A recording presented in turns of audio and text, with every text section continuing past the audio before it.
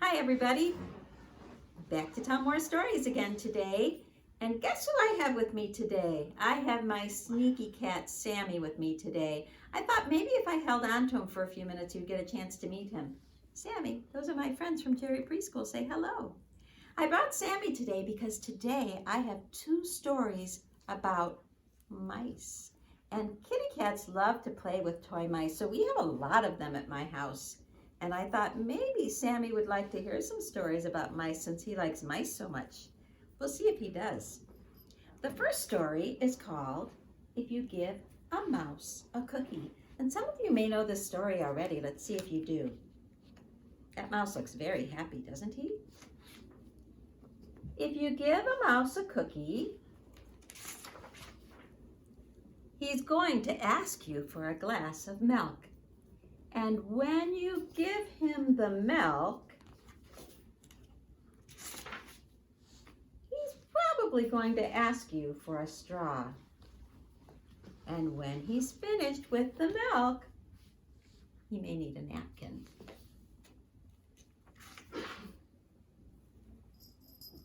Then he'll want to look at himself in the mirror to make sure that he doesn't have a milk mustache.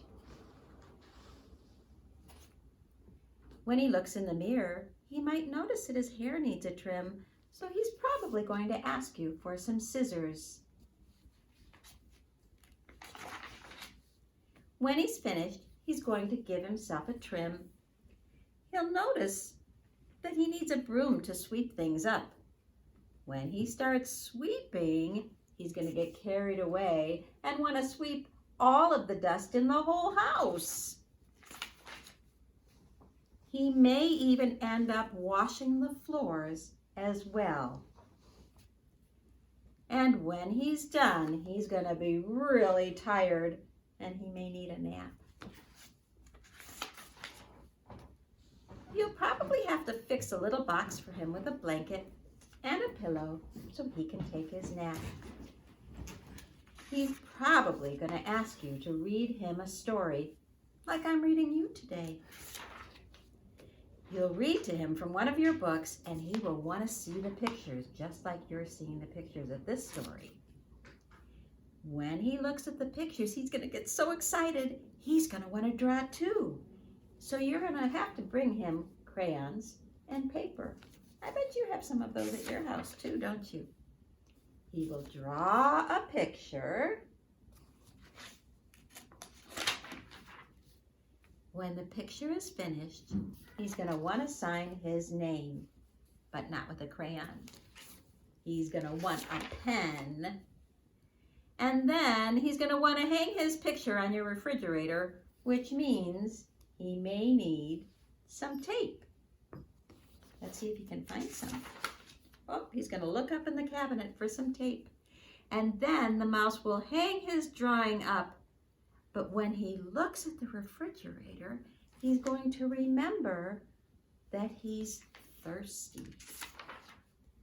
And if he's thirsty, he may ask you for another glass of, you guessed it, milk.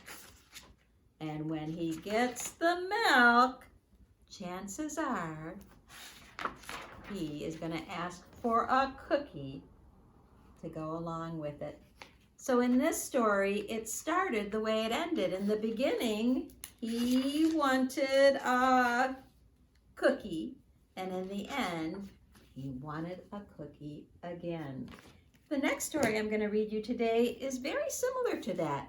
It ends just the way that it starts. And the other thing that's the same about it is it's a story about mice. But in the first story, there was only one mouse.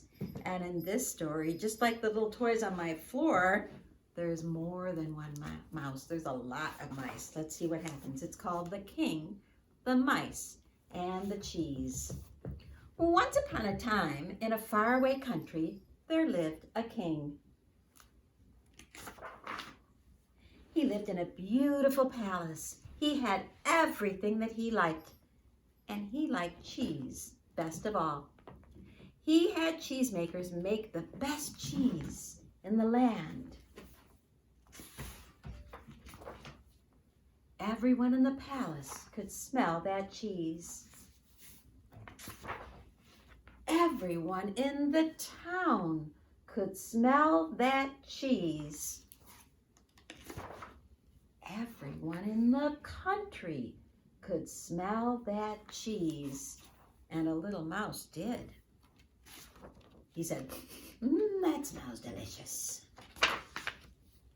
He told all of his friends about it. Soon, every mouse in all the land was running to the palace to get the cheese. The mice had fun living with the king and eating his cheese, but the king did not have fun living with the mice. They sat in his chair and they left little crumbs all over. Too many mice for that king. He called in his wise men. How can I get rid of these mice? He asked them. The wise men thought, and they had a wonderful idea. The wise men brought in cats, kind of like Sammy. Big cats and little cats, fat cats and thin cats. And the cats got right to work chasing the mice out of the palace. The mice chasing cats did a very good job. Soon all of the mice were gone. Now the cats were very happy. They liked living with the king. But the king was not happy. He did not like living with all of those cats. The cats were eating his food and getting hair all over his bed. Just too many cats for one king. So the king called back to his wise men and said, how can I get rid of all of these cats? That's easy, said the wise men. We know just what to do. I wonder what they'll bring in now, don't you? Let's see.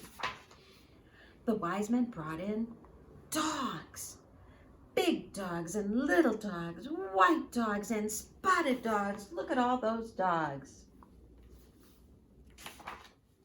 The cat-chasing dogs did a very fine job. Soon all the cats were gone from the palace. Now the dogs were very, very happy. They liked living with the king, but the king was most unhappy. He did not like living with that many dogs.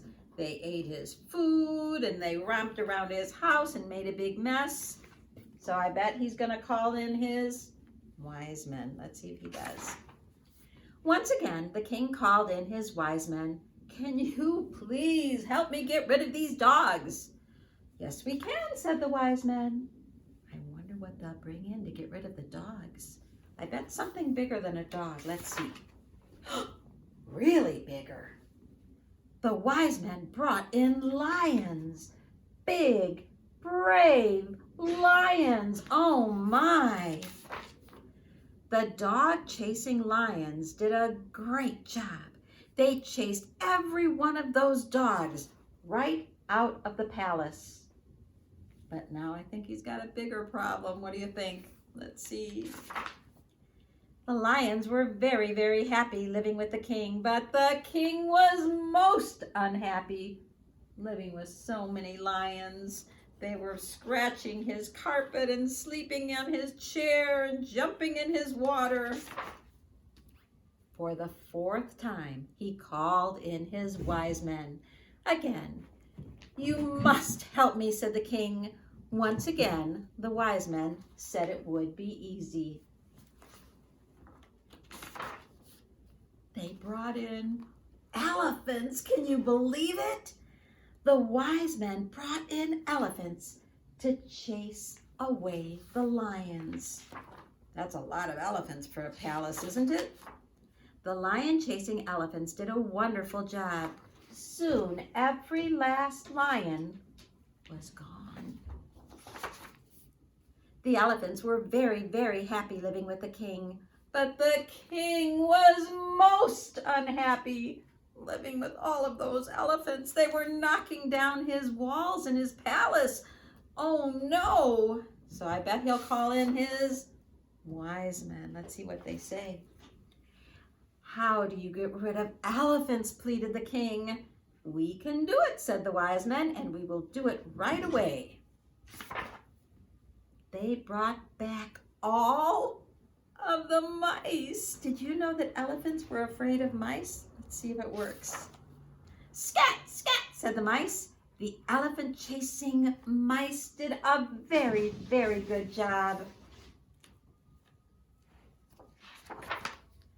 The mice chased every elephant right out of the palace.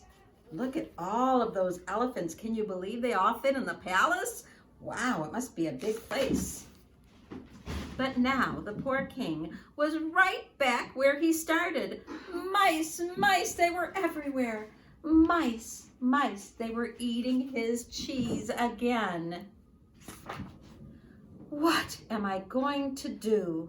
For 3 long days, the king thought, and he thought, and he came up with a solution. Let's see what he thought of. He didn't call his wise men this time. The king called all the mice together, and he said, listen, boys, listen, little mice, let's make a deal. I'll learn to get along with you if you learn to get along with me.